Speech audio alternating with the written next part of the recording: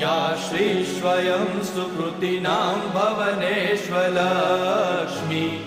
पापात्मनां कृतधियां हृदयेषु बुद्धि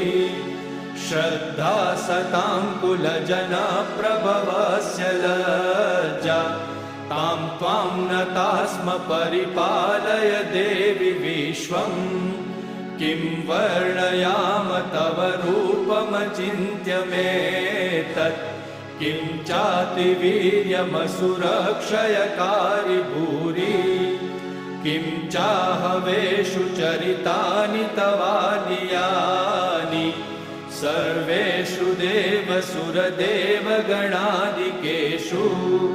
हेतु समस्त जगतां त्रिगुणापि दोषे न ज्ञायसे हरिहरादिभिरप्यपारा